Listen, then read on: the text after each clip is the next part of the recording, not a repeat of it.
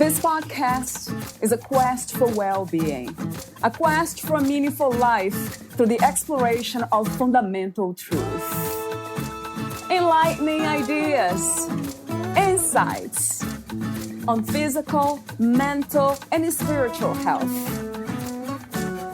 The inspiration is love. The aspiration is to awaken new ways of thinking that can lead us to a new way of being well. Welcome to Body, Mind, and Soul Healing Conversations.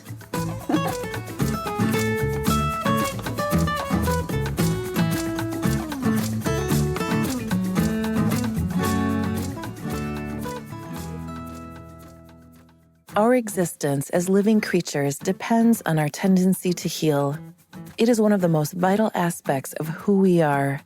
Despite that, most of us are not aware of it, not even to mention appreciate it. As a result, we rely on medicine to treat and cure our illnesses. The power of medicine can accomplish many miracles.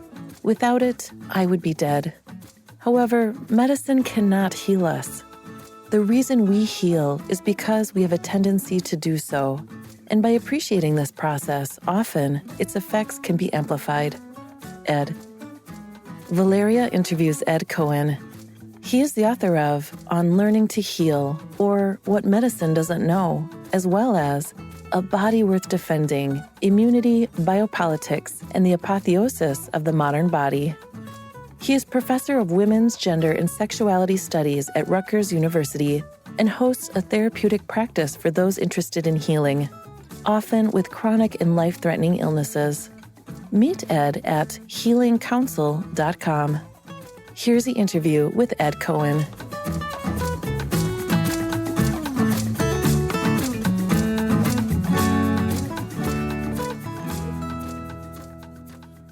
In your own words, who is Ed Cohen?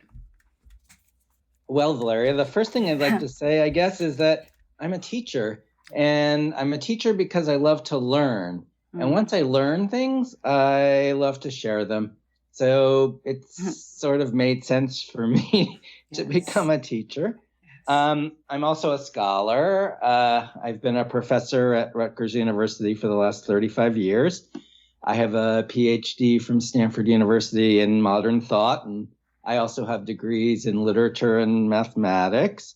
I guess I'm a writer. I've written a few books. Yes. And my current book is called On Learning to Heal, or What Medicine Doesn't Know, and it's just come out from Duke University Press. I'm also a counselor. I work with people who are interested in healing, often people with chronic or life-threatening illnesses. And my practice is called Healing Counsel, and you can find it at healingcounsel.com. I guess, I would say I'm also a friend. I really believe that, connection is one of the most vital things about being alive, and friendship just reminds us that we're connected to others. And I guess the last thing I want people to know is that I'm a gardener. Yes. Yeah. And that, and I'm a gardener because I love growing things, and, I love things that grow. So, I'm all in favor of flourishing. That's my raison d'etre. Do you also have had any interest in spirituality throughout your life or recently? Yes, well, so that's an interesting question because, different people mean different things by the word spirituality. Yes. And, I was raised in a family of dogmatic atheists. My mother was a communist. My father was a physical chemist, and matter was all that mattered. And I then, in the course of my life, I have a chronic illness called Crohn's disease, which I'm now celebrating my 50th anniversary. It's my golden anniversary. And when about 10 years into that, I almost died. I had a near-death out-of-body experience. But then I was very lucky. I was in Stanford University Hospital, which is, one of the major medical centers in the world. and they saved my life. And when I was then recovering, and I had a long recovery, I kind of spontaneously started going into trances, which, nothing in my life had ever prepared me for that. That was, the opposite of what I had grown up to believe. And it wasn't, at the time, I didn't think of it as anything spiritual. I just thought of it as pain management. Like I could go into this place where there was a lot of light, I would be listening to music, and I would go in and I could take the light and just wrap it around the parts of my intestines. I had to have parts of my intestines removed and parts of my liver removed. And, and I was just like comforting myself, and then I would just fall into this incredibly, I didn't even know how to describe it, spacious, peaceful, light-filled, not the hospital. Like, right. Yes. Not the hospital. Yeah. And, and I didn't really think anything about it. I mean, at first it freaked the doctors and nurses out because they'd come into my room and try to get my attention, and I was out of it. But then they figured out if they turned off the music, I'd come out of it. Then when I left the hospital, I had an interview with my surgeon, and he said this thing to me that, just really rocked my world. He said, "You were the sickest person I've operated on in 5 years who is still alive." So first of all, that freaked me out, because even though I'd had this kind of out-of-body experience, I really, I was 23. I didn't really think I was dying. But then he said something that even was more startling, which he said, "And I don't know how you got better so quickly." And that really just opened a whole world to me. It took a while, but to integrate that and to kind of, but I realized, wow, there's something more to me than I know. That there's some, like the way I put it in my book, I have a chapter that's called "We're More Intelligent Than We Know." Right. Knowing is part of who we are, but intelligence is vast. So spirituality, to me, I have my own way of thinking about it, but it's more in relationship to just that understanding we're more than we know, right? There is some intelligence that's not knowable by us that we can call, God or spirit or Atman or, Buddha or whatever you want, many different traditions, name it or try to grasp it in different ways. But ultimately, I think what almost all traditions would agree on is what makes spirit, or whatever you want to call it, what it is actually you can't really grasp it. It's beyond our grasp, and yet it's there. So yes, that would be my version of spirituality. And I mean, in that sense, I'm definitely very spiritual these days. Yes, it very much sounds like it. I love the way you talked about that experience. And have you, of course, that's obvious question about when the doctor said, "I don't know how you got back so quickly." And I know you have done a lot of reflection and studies on that, and your book talks about healing being this, you call the, is that a natural tendency or right, something that it's self-healing, basically. We have that tendency to heal naturally. And then there's something else that when you say there's much more than what we know, life is a lot more than knowledge or what we can know. One of the questions that really kind of stopped me into for a while was, it's a philosophical, religious, spiritual question. What is that with which everything is known? It's almost implying that everything that we know, it's knowable through something. And that's what we call awareness, consciousness.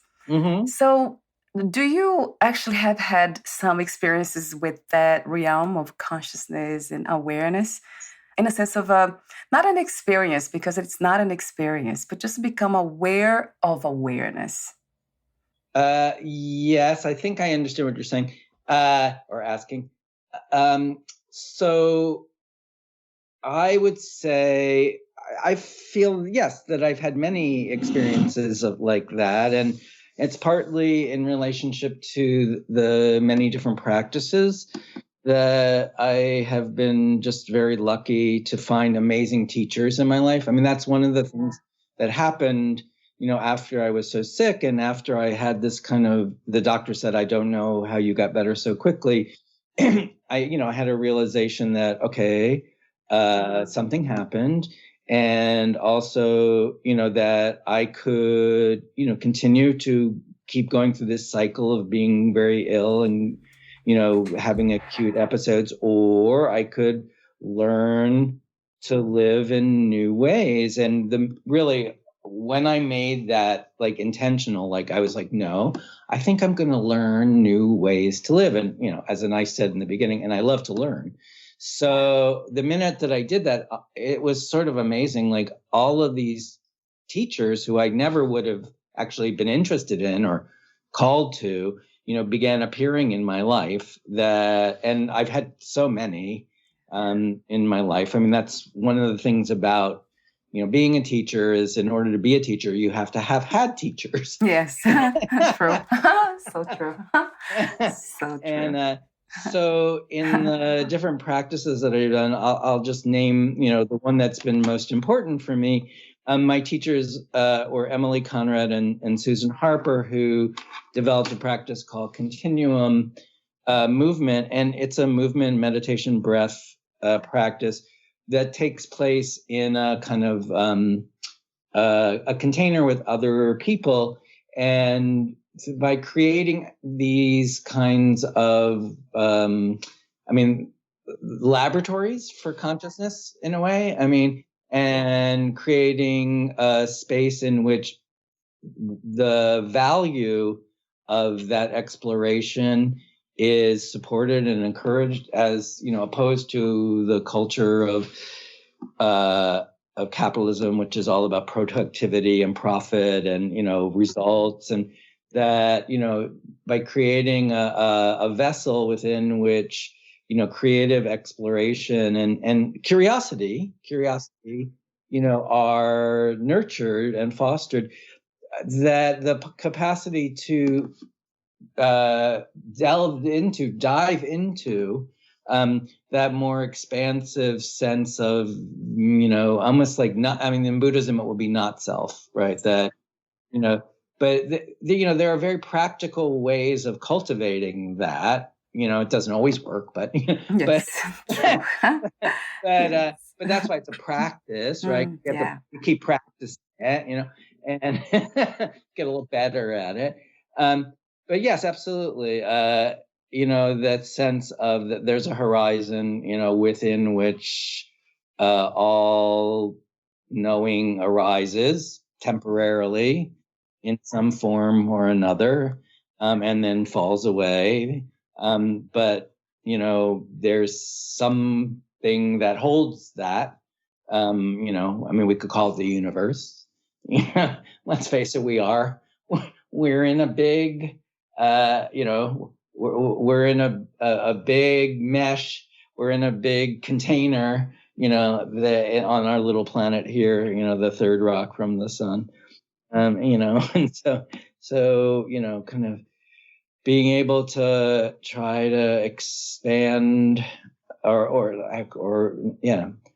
we are already expanded. The problem is is that we are always already in that state. It's just that we have blinders on, that,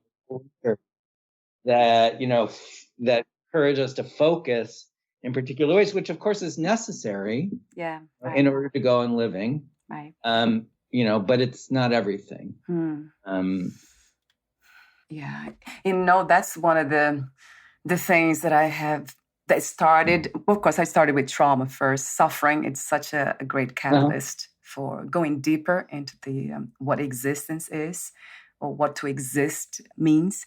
I remember kind of being, let's say, the mind shifting and open so much more when you start kind of see things that we usually kind of take almost like, not for granted, but it's knowledge that has been passed on, that we believe in it. It almost becomes we talk about religion, but it becomes a faith-based type of thing. Like the sun, the sunset, you see so many people, when, including myself, oh, yeah, the sunset. We know most of us should know that the sun is not moving. We are moving. So the sun's not going down, the sun's not setting. But it's interesting because, and I wonder if it actually was the opposite, if the sun was actually moving and not the earth, then would that feel differently? Would we experience that differently? Oh, yeah. Well, until the heliocentric theory of the sun, let's just say Galileo, that is how people, by and large, experienced the world, that, the sun was moving and the earth was stationary. I mean, that was the perception. And it's so funny that you use that example, because when I was in 6th grade, I had a huge fight with my teacher about this exact thing, about does the sun rise and set? And he was like, he was like, the sunrise, and I go, no. See? No, the earth is turning. Yes. Wow. Which is what Galileo said at the beginning of the 17th century. And yes, absolutely, people's perception of our place in the world, is totally framed by the phrase I would use is things that seem self-evident, that it's not taken for granted. It's like they seem so certain that they just present themselves as if that's just the way it is.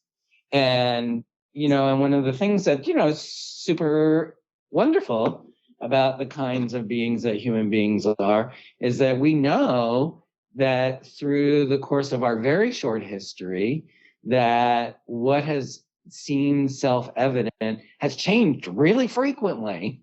And right now it's changing hugely in every part of the world. I mean, not just, with digital technologies and, different kinds of, genetic alterations or whatever, but also like in terms of the biosphere, like, when I grew up, global warming was not a major concern. Nuclear war was a major concern, but not, and now, I teach young people, and, in the way that we were terrified by like the possibility of a nuclear war, they're like terrified by, the collapse of, the global ecosystems. So, what counts as important, the horizon within which we make meaning, it changes constantly. And, hopefully that's a positive thing insofar as, what we can learn, is to think in ways that are more healing for all concerned, for not just for human beings, but for, in a Buddhism, when they would say for all sentient beings. But certainly, for, other living beings like of which we are part, we're part of that world. It's just, it is amazing in my lifetime, like when I think things that used to, were self-evident, like that, we were bounded, individual organisms, and that we live within like a skin spacesuit, and now everybody's like, oh no, but we have, we have microbiota in our guts and in our, in our skin, and there's more bacterial and viral DNA in us than there is human DNA. And I'm just like, 50 years ago, that would have, you've been like, okay, you're on LSD. Yes, and right. You're completely like, now it's like, no, take your probiotics. Yes. Drink your kombucha. My time about it, I love kombucha. Yeah, you just mentioned, right? Yeah, it surprised me that most, human beings around me, some of my family members, they seem not to have changed, like their perceptions of life, of themselves. It's the same. I talked to them like 10 years ago, and then we have the same conversation. I have this podcast because I can't really have a conversation with them. And that really surprised me, Ed, that how come? There's a constant change. Even if we're not exposed to, all the new scientific discoveries or the television news and all that, because I don't follow any of that. But if we study ourselves, we see that there's so much more than what I used to believe or to know. So it's that self-knowledge. And you do mention that too. I mean, you mentioned that a lot, self-knowledge. But let me go back to, you mentioned healing and the health issues that you had and while you went through almost death because of it. So talk to me about healing from the perspective of self-healing and modern medicine. So one of the things that I think it's important for us to understand is that healing is a natural tendency that is characteristic of all living beings. So when biologists describe, what a living organism is, it has a certain set of characteristics. One, all organisms have to be bounded. Two, that boundary has to be permeable. So we have to be able to take in nutrients and let out toxins. Three, organisms have to reproduce themselves through time. And four, all organisms have to have a reparative capacity. From the first cell that ever existed to now, to all of the organisms, those are just underlying characteristics that allow us to go on living. I mean, that's basic. So, the way that I think about healing, especially, in terms of human beings, I say, I make it very general. So I say, to my mind, healing is the vital capacity that we have as living organisms to enhance the quality of our lives in the context in which we live. Right? That one of the things that, living beings are never isolated. Living beings are always connected. That's the permeable boundary part. So insofar as we are in contexts that we're not necessarily in control of, I mean, many of us live in toxic environments, literally toxic, or emotionally toxic, right?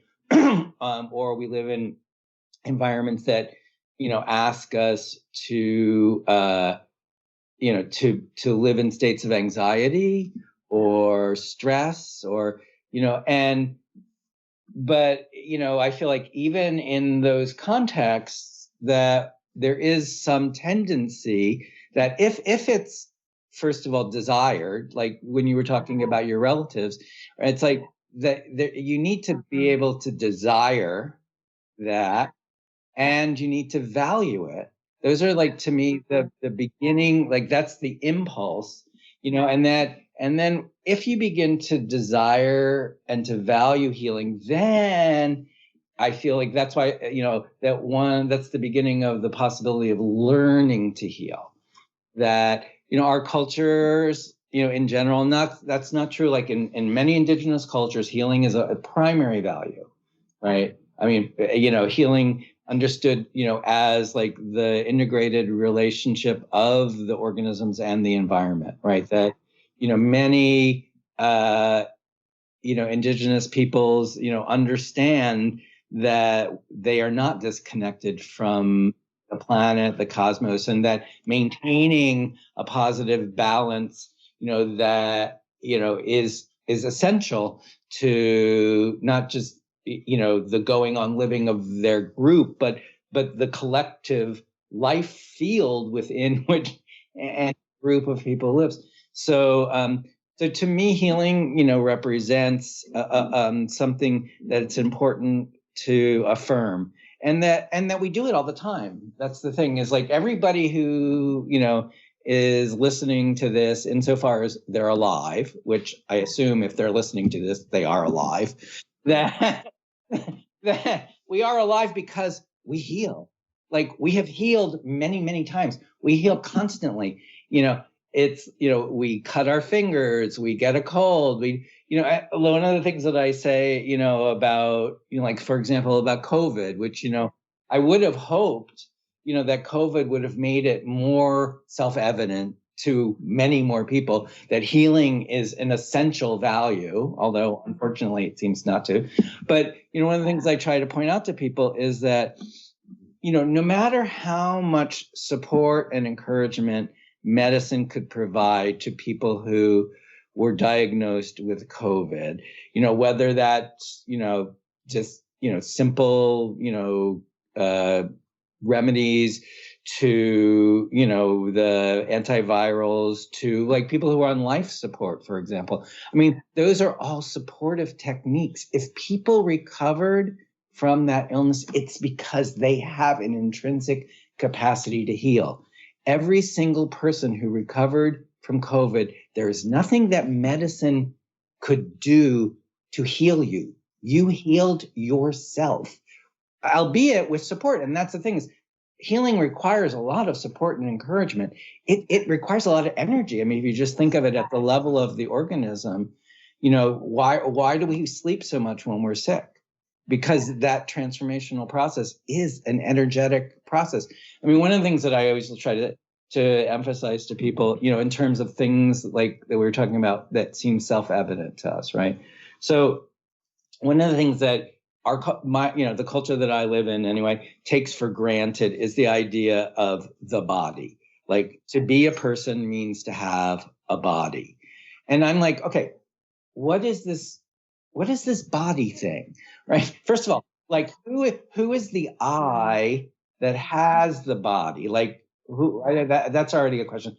But if you think about it really empirically, like from a scientific point of view, what we call the body might be better understood as transformations in matter energy that are localized in space-time.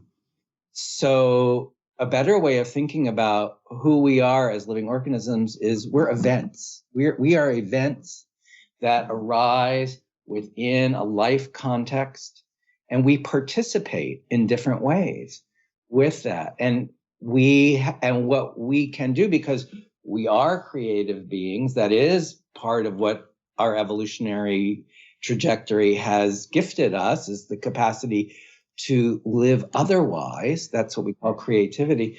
That that we, if we choose, can create new ways of coexisting, new modes of participation, with the world that support and encourage values that we would like there to be more of in the world.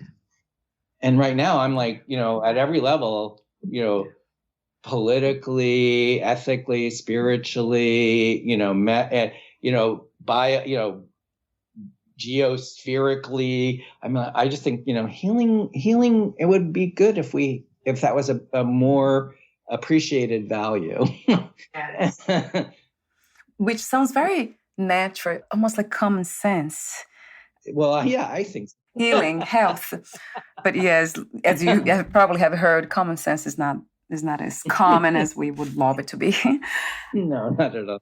And when you talk about this communities working together to heal, to survive in general, aspects, then you make me think about the goal of spirituality. It's exactly that. Once we discover that everything's connected, we start seeing our essence everywhere, and everything, in everyone, and everything.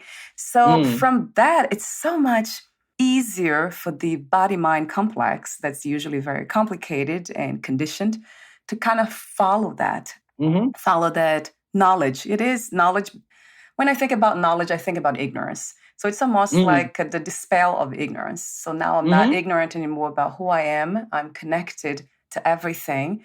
So why wouldn't I be kind and loving towards everything and everyone? It's, for me, that's really the true value of spirituality, which really feels like, and I would say it is, like the foundation of ethics and morality. It would work with everything. Even, I don't know, scientists like you are a scientist, so many of them, scientists of the mind, all kinds of scientists, but we're still human beings.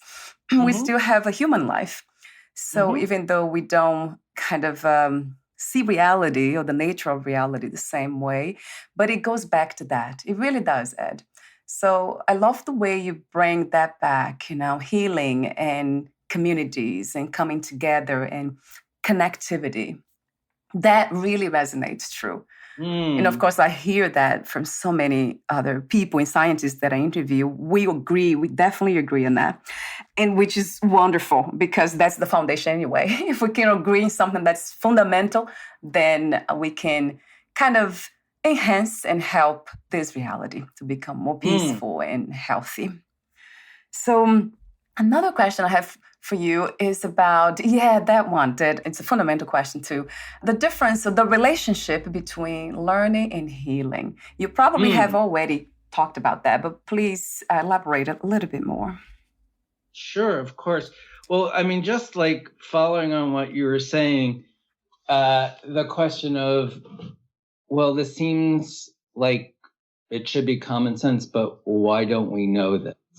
Right. And I think that, that's the beginning of an inquiry. It's the beginning of learning to ask the question, well, what is it that we don't know or we can't know that, frames what we think we do know? Like, why do we think the world is this way? Like, to go back to what we were saying at the beginning, like, why for so long did people think that the earth was the center of the universe and the sun went around the earth? Well, there are very good reasons. It had to do with Christianity. Yes. And that before that, it had to do with the limits of technologies to be understand. And I mean, there are explicable reasons why things that now seem self-evident came to seem unquestionable in the times that they did. But it may no longer be the case, and they may no longer seem as necessary as they did. So, for me, like learning is, I guess my trajectory through life. I mean, I kind of believe, I suppose, what are we doing in this life? For me, it's, I ask the question, like I say, what is the healing that birth took me for in this life? Like that's an ethic. That's an orientation that I have. And it's similar, and learning is part of that. It's like, what do I need to learn in order to manifest the healing that birth took me for in this life? And, and the thing about healing is that while it's a natural tendency, like while all organisms tend, there's no necessity to healing.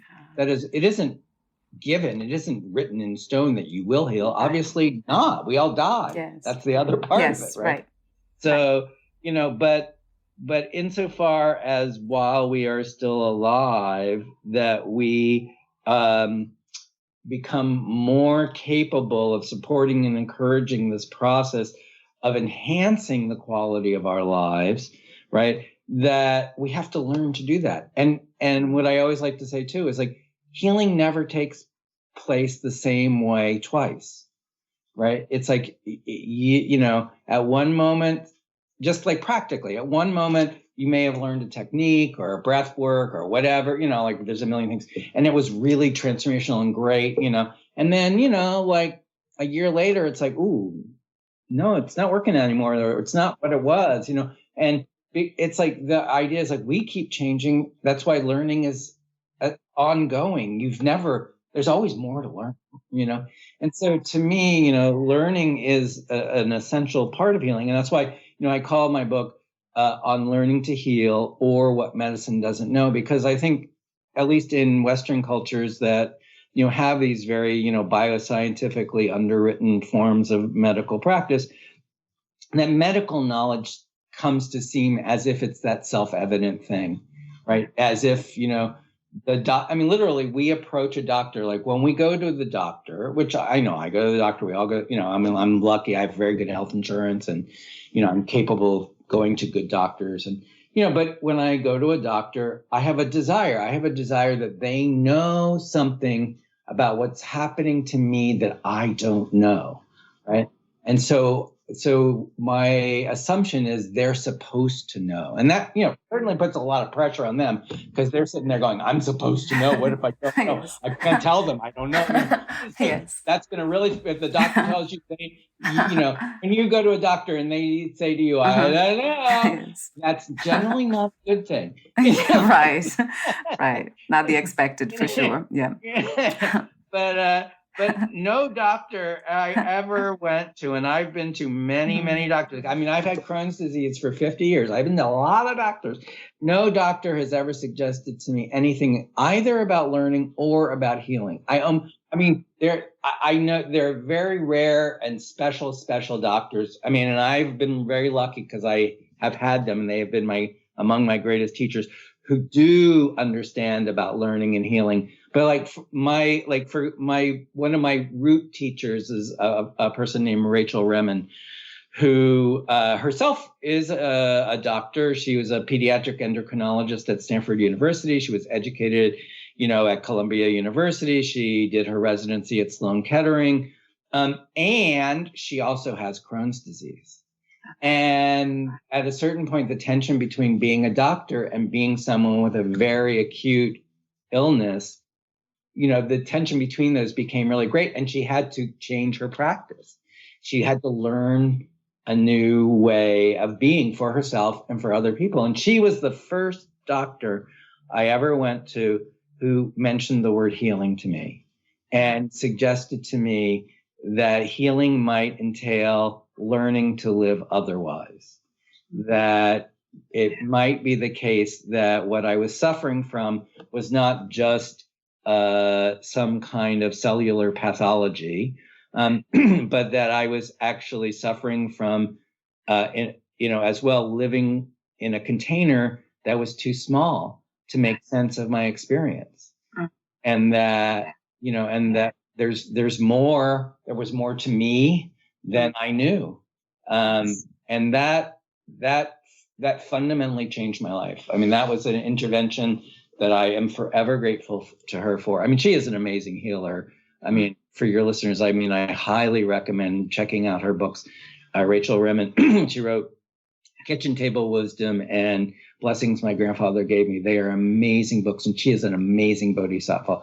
But that's the thing, is like, once you begin to allow yourself to desire to learn, teachers oftentimes become available, and they're not available until we desire to learn.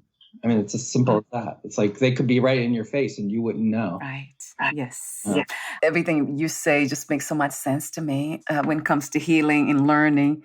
And then the piece of tapping into this unlimited, infinite part of us, that expanded, that's already here. That really, it speaks to the heart, like, yes, there's a huge yes kind of jumping out of me. And that's what comes to mind when I think about healing in terms of your entire life. It's not just healing the headache or healing whatever is happening, the symptoms, but just what's my life? What is this all about in a sense of individuality? Like, what is to be expressed here? And I often think about flowers, and that's funny that you have a garden, and how beautiful flowers are, and they're not thinking their way through it. I know there's the primordial intelligence, of course, it's there, but it's so effortless, the way a flower expresses its beauty, and it just stays there, flourishes, and of course, and dies, but it expresses its beauty first. And I wonder if all of us human beings can get to that point one day, that we can kind of do this work of healing from the way you speak of, from those lens, which is self-learning. I always go to those fundamentals because for me has been my own experience of learning about the self to kind of uncover all the other learnings. So self-learning, self-knowledge, and then that leads to self-healing at all levels, the psyche, everything, the body and mind. So it really, really resonates true to me. Thank you so much, Ed, again, for being open to life. I mean, I wouldn't have it any other way. Yes, I can hear in your voice. So, in your book on learning to heal or what medicine doesn't know, did you have an intention? Did you set an intention when you wrote the book? Yes. Well, the book is basically uses my learning curve about healing. So it tells the story of my journey from being a 13-year-old and being really, really acutely ill to spending 10 years in adolescence on very high doses of prednisone and being incontinent. And I now refer to this as my adolescence on steroids. Yes. And to until my early 20s when I had this near-death experience, and then had this kind of transformational awareness that I needed to learn how to heal. And then I've spent the last 40 years refining that. I mean, initially it was a desire, and then it became a practice, and then, I become more refined. And now, as I said at the very beginning, I'm a teacher. So, once I learn something, I love to share it with other people. So the book really is, tries to sketch the arc of my own personal journey, but then also, to go back to what you were saying before, it tries to explain, why didn't I know this to begin with? Like, what were the things that I didn't know? And in part, I didn't know because I was so dependent on medicine. And when we are treated medically, it's not just that we receive, medications, or we receive surgeries, or we also receive ways of making sense of our experience. Every time we accept a treatment, we also implicitly accept the explanations that underwrite those treatments. And in North America, with the insurance industry, I mean it literally, like they are underwritten, by a huge pharmaceutical industry, medical industrial complex, like that there's big investments in our understanding our own experience as living organisms in certain ways. And so, so the book is partly about my unlearning that, and my process, because I'm a philosopher and a historian, is to think historically, well, why did this thing that no longer makes sense to me, why did it come to seem as if it made sense in the first place? Yeah. And then what might some other ways of thinking about that experience be that might allow me and other people to have more access to other resources that will support and encourage healing? I'm never against medicine, right? Because, honestly, I would be dead several times over. Yeah. I'm like, thank you. But at the same time, there are some, real limits. Just like think about hospitals. Yes. I spent a lot of time in hospital, but hospitals are not places to heal. They're really good if you're acutely sick. Yes, right. Like if you're acute, go to the hospital. Yes. But if you're trying to heal, I work with in my counseling practice, I work with a lot of people with chronic and life-threatening illnesses, but especially chronic illnesses. Medicine is not good with that. Right? That's not, especially autoimmune illnesses, which, Crohn's disease is an autoimmune illness. There's so many autoimmune illnesses now. Yeah. Medicine literally does not know why they exist. It does not know there's no cure. There are no cures. What they can do is they can suppress your immune system, which has, of course, many side effects. Which may be better than the symptoms that you were having before. I'm not, saying that don't take the medications, but to understand that there's more to healing than medicine knows. And, we invest so much in medicine. We desire, as I was saying before, we desire it. We long for someone to tell us what to do. And, and in doing that, we give up our own agency, our own, or let's put it this way. It's like we participate in our own process of illness in a diminished way when we accord that much authority to other people, however their expertise is, to tell us how we should be and what we should do.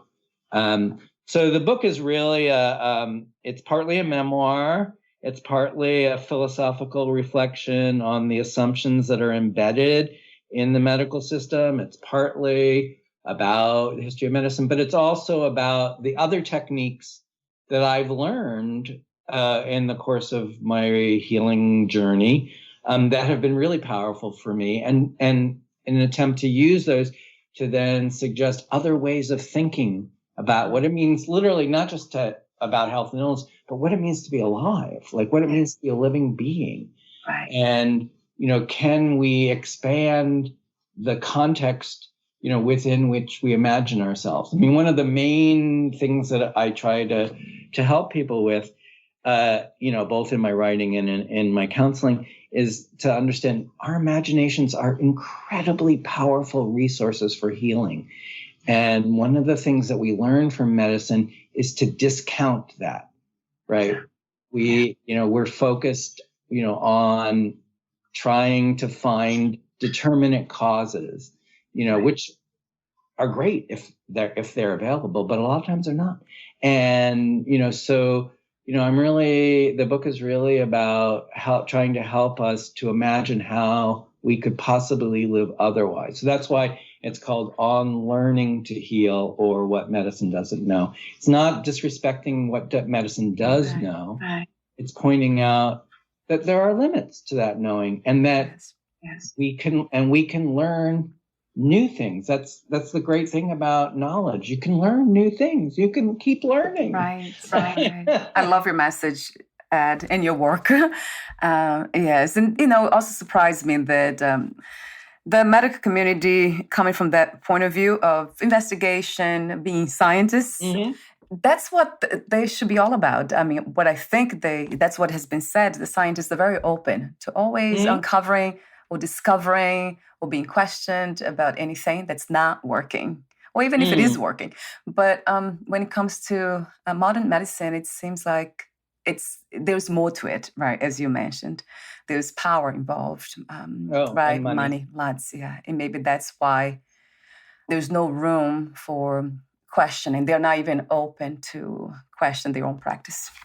And that's sad, isn't it? It's very sad, because that's putting also a limit in the human imagination, as you said, the human life. So you're not able to go deeper into the nature of what you're working with. Oh, absolutely. Well, and also if you think about how doctors are trained, it's very unhealthy. I mean, I've had various people refer to it as it's like a boot camp, or it's like a cult, really, while doctors are learning how to help other people, their own health is severely compromised. So I don't want to disrespect doctors. I mean, I feel like many of them have a deep vocation for healing. Yes. But the structure of the institution and the ways that they're trained discourages them. Yes. So they feel powerless in a way as well. Yeah. They're working within a system that's limiting them. Exactly. Yeah. I interview a lot of doctors. There's one of them that calls my attention a lot, Dr. Matt Mumber. He's a poet, has written books, poetry, because he's an oncologist. He has seen a lot of people die. And it's beautiful the way it changed his perception of life, his mind. He shifted. He became a lot more, not religious, but spiritual. So he goes deep into meditation. He hosts these retreats for his patients. And it's almost like this beautiful celebration of the creation of what this is called life. So he goes beyond. I know he's limited when it comes to the hospital that he works in, but then he does that on the side. He writes books, and he has the retreats. So I really admire him for that kind of, right, stepping away from those limits, but he's still working within being limited when it comes to the hospital. Well, I mean, and it's and chemotherapy, radiation, surgery. I mean, these are things that can be helpful. The part that I'm always like taken with is like, and yet, and I'm sure he knows all oncologists know. And then there is something called spontaneous remissions from cancer where they don't. It's like suddenly. But oncology, I mean, is a really important, place to think about these things because again, cancer is one of the things that medicine doesn't know. I mean, there isn't even such a thing as cancer. Cancer, it's like there are multiple kinds of metastatic conditions, right? And it turns out that when they do autopsies of people who die of not, non-cancerous causes, just, people die of, whatever. We all have tumors, we all have, but why some people develop, severe metastatic illnesses that impede the function of our organism, and why other people don't, that's not really knowable. And then for people who do, so Rachel Remen, who I was mentioning before, she was the co-founder of Commonweal, which is a comprehensive cancer care institute in Bolinas, California. And there's a Bill Moyer special on them called Healing in the Mind. And yeah, it's, and that is what Rachel's experience was like as a doctor. She was like, whoa, I see things and I don't have explanations. Yeah, she went deeper into it. She's very deep. Very, very deep. Yeah. I would love to have her here too. So thank you so much again, Ed, for this conversation. Oh, my pleasure. But I have to ask you, we talked off record about Michel Foucault, the philosopher. So we have to end the conversation with him, although I do have a few more questions for you, the ending questions. So talk to me about him and why he has influenced your work and your life so much. So for people who don't know. Oh, yes, right. Michel Foucault is probably one, if not the most significant, I'm going to call it thinkers of the 20th century. He died in 1984 of AIDS. And he was the chair, he had a chair at the Collège de France in Paris. That was called The History of Systems of Thought. And he's the person that I first learned the idea of like, well, why do we accept certain things as being self-evident? And what happens if we begin to interrogate how they came to seem so self-evident? We often find out that they were actually invented at certain moments of history for certain very good reasons at the time. But they're not necessary. They're not inevitable. And that if we consider how we came to think certain things are self-evident, and we understand that, in fact, they weren't necessary, that it opens up a whole realm of possibility for other ways of being, for, as he liked to say, thinking otherwise, that allow us to live otherwise. And in that way, he was a person, first of all, like, he was a genius, and and as he said himself, he worked like a dog. Like, he was an incredible scholar. But his whole thing was, he said, the reason I do the work that I do is to change myself. He said, there is no point in writing a book if I am the same person at the end of the book as I was at the beginning of the book. Right. So he's been my intellectual hero for, 45 years or something, precisely because his ethical, political, intellectual practice is just exemplary. And he was also a very engaged political figure. He was very involved in different kinds of political movements. And also he was a gay man who, wrote his, most famous book is called The History of Sexuality. And it's about, well, why do we make these assumptions about what we think sex is. Like, very simply, he's like, sex is an idea. Yes, It's so like, true. Yes. And so why do we desire an idea?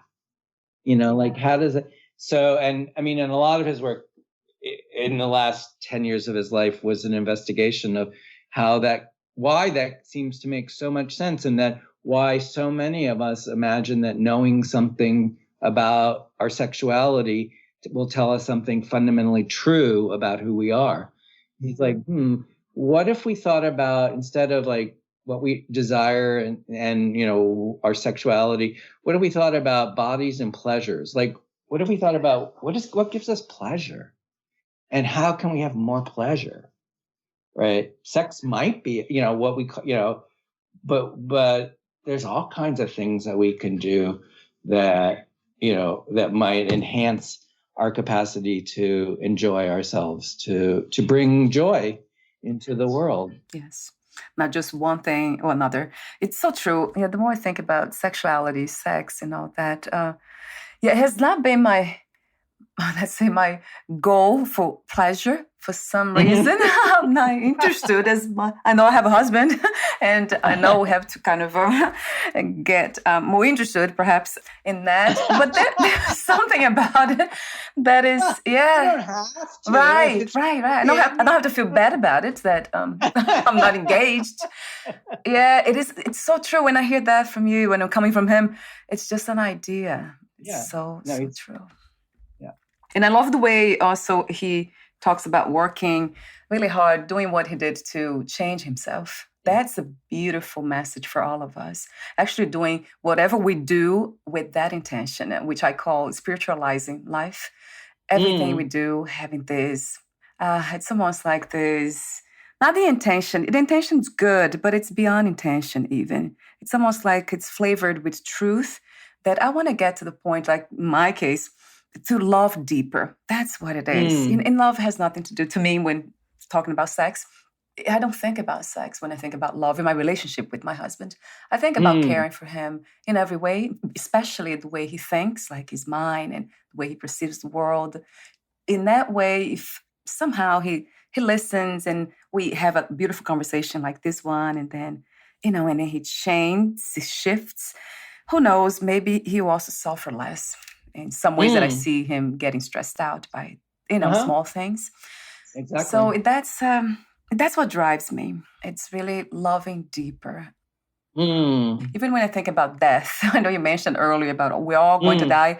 Yes, the body will die, but there's something about love that it really feels like something that, I know it sounds very philosophical, but it feels eternal. Like that cannot die.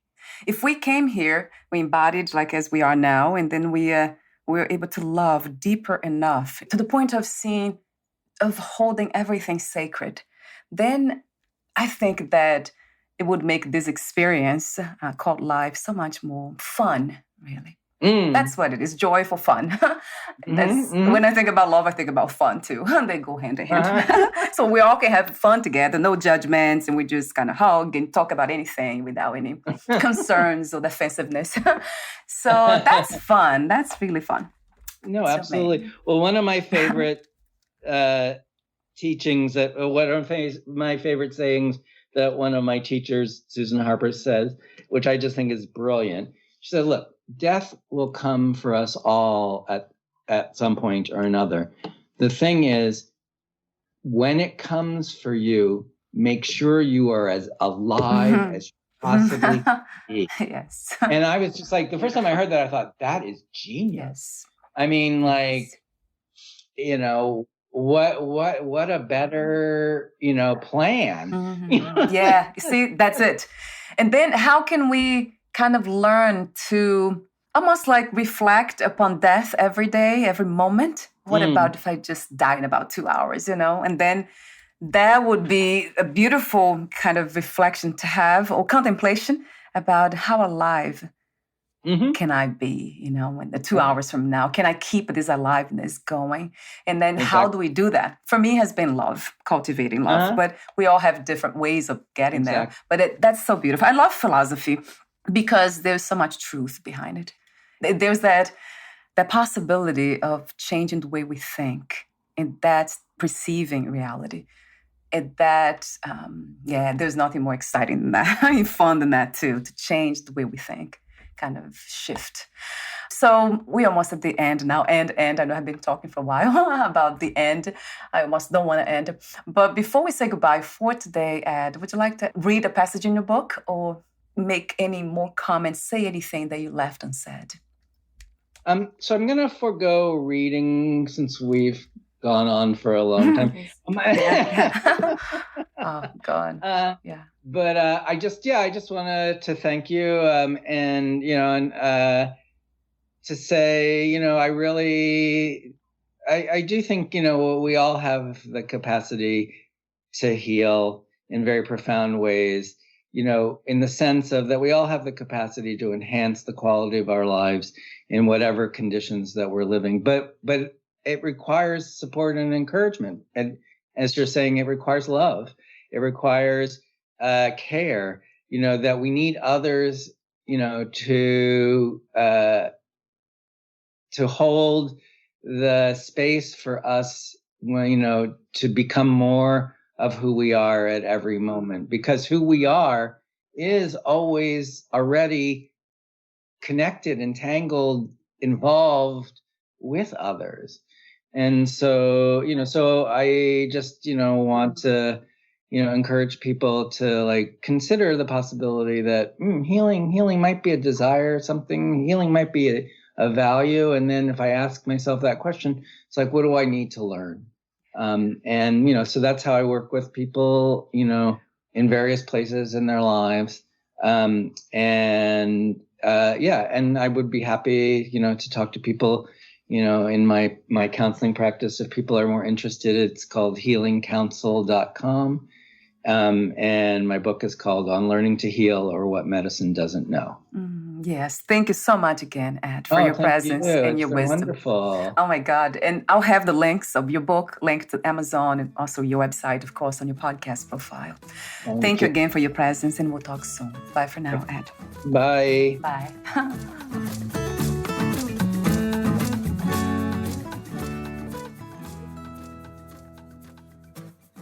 Thank you for listening. To learn more about Ed Cohen and his work, please visit healingcounsel.com.